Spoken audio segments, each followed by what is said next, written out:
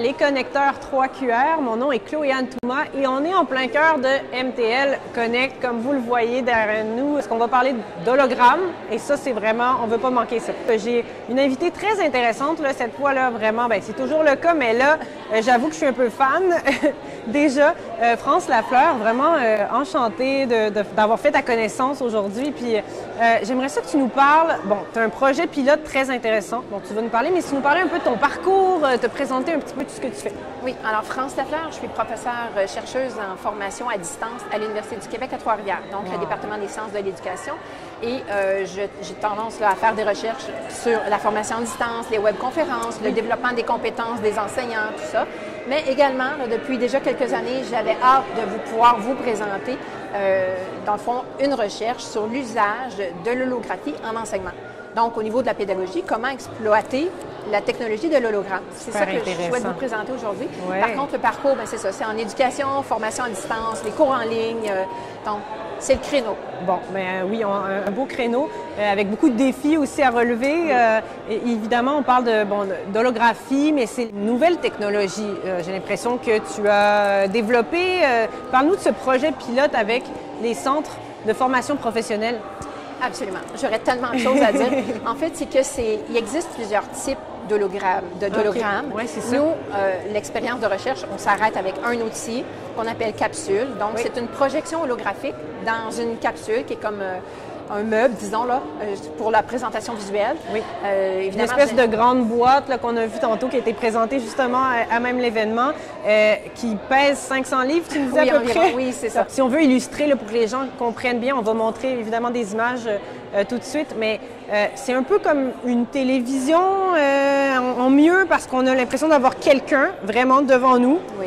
En 3D, là, mais très réaliste. Comme si cette personne est là, on peut la toucher, on a l'impression. Non, c'est ça, on ne peut pas la toucher, parce qu'en fait, le meuble qui est utilisé présentement pour faire la projection holographique, c'est aussi une technologie tactile. Donc, on peut faire du mode synchrone en temps réel avec la personne pour interagir, parce qu'à l'intérieur du meuble, il y a un système de comodal. Alors ça veut dire qu'il y a le caméra, micro, tout ça, et celui qui est la projection holographique, qui est généralement un enseignant, à ce moment-là, il communique avec nous et il voit la classe. Donc, il voit les gens qui sont en interaction avec lui. Par contre, au niveau de la qualité de l'image, au niveau du réalisme que ça nous apporte avec un 4K, comme on dit, la qualité de l'image, ça, c'est vraiment exceptionnel. Alors, c'est ce qui fait qu'on se rapproche de la réalité et qu'on a l'impression que c'est une vraie personne qui est l'hologramme, en fait. Mais c'est une projection holographique. Donc, il y a un studio qui est localisé à quel endroit? Là, ça dépend. Alors, là, c'est le secret de la caramel. D'accord. À chaque fois qu'on a un meuble qui est la capsule, qu'on l'appelle, alors il y a un studio qui est associé. Alors, celui qui, dans ce cas-ci, en fait, c'est une recherche, c'est ça que je dois expliquer un peu davantage, c'est que c'est un projet pilote, c'est une recherche qui se réalise grâce au Fonds du ministère de l'Éducation, qui a choisi d'investir pour aller voir quel serait le potentiel de l'outil en contexte d'enseignement. Oui. Et là, on s'est retrouvé aussi dans les objectifs de la recherche, c'était aussi de développer. En fait, c'est qu'il y a 7 objectifs dans le plan stratégique du ministère de l'Éducation. Et parmi les objectifs, il y avait de venir en soutien, comme par un centre de service pour la formation professionnelle. Et là, ce projet-là est un de plusieurs projets pour venir faire une expérience, un projet pilote dans le contexte des écoles de formation professionnelle. Alors, dans ce contexte spécifique, on aura 8 endroits, 7 CFP qu'on appelle, les centres. Oui. Donc, 7 écoles, avec aussi le centre U4 Mont-Laurier, qui est l'Université du Québec en Abitibi-Témiscamingue, qui va collaborer.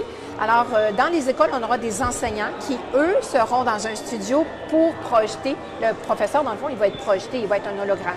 Donc, dans chaque établissement, on va avoir la capsule. Okay, oui. Alors, le projet pilote, c'est de voir, on va déterminer une compétence et on va enseigner la compétence aux élèves dans plusieurs écoles du Québec en même temps.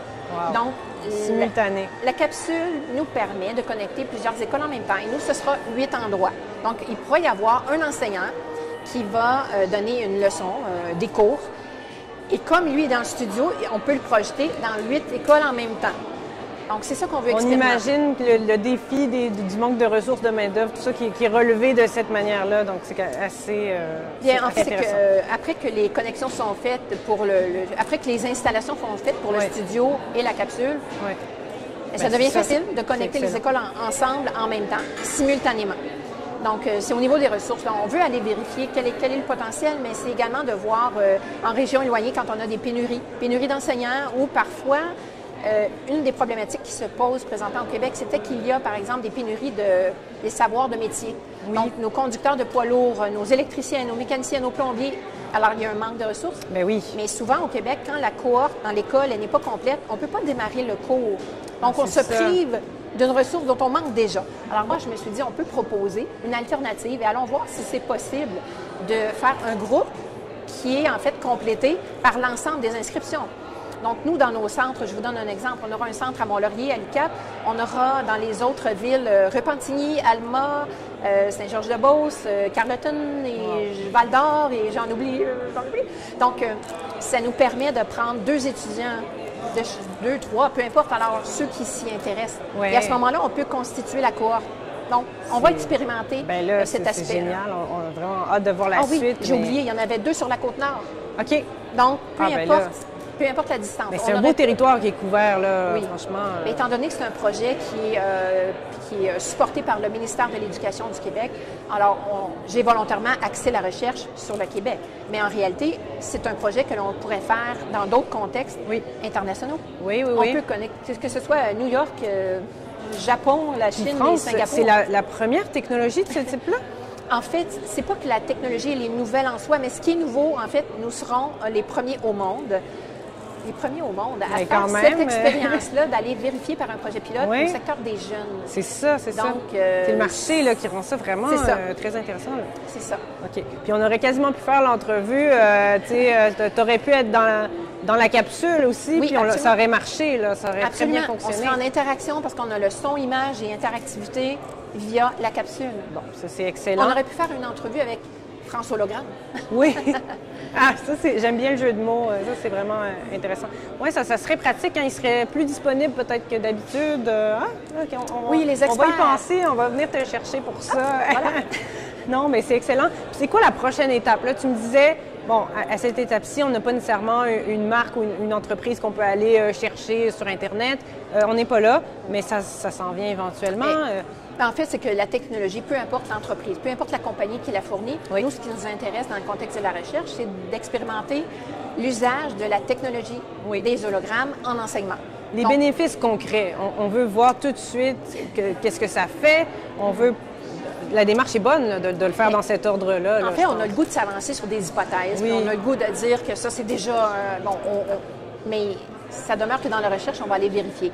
Qu'est-ce qui est bon, qu'est-ce qui convient à certains programmes, qu'est-ce qui convient à certains enseignants et quels sont les profils d'apprenants, des élèves à qui ça convient le mieux. Et la recherche dira aussi qu'il y a des points qui ne sont pas nécessairement positifs. Mais qui peuvent être, j'imagine, traités dans l'adaptation après du reste du développement.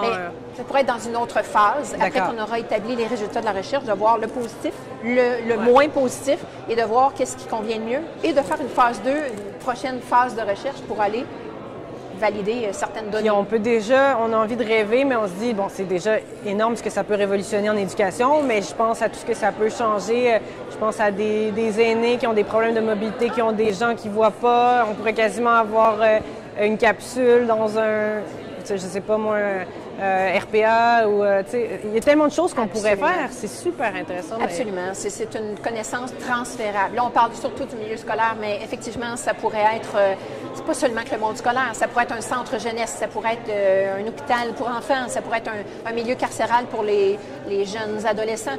C'est transférable comme potentiel. Exactement. Mais c'est sûr que présentement, je fais le zoom sur une recherche spécifique, secteur jeune, mais... il y a un potentiel à aller... On va te voir en parler partout, je suis certaine. On a une primeur, nous on est contents à MTL Connect. Je pense que c'est les premières entrevues que tu accordes, c'était à l'événement. Bon, on va voir ça, on va suivre ça de près chez les connecteurs et c'est sciences, c'est certain. Merci, France, d'avoir été avec nous. Ça me fait plaisir et à bientôt. Oui, à très bientôt pour une autre capsule.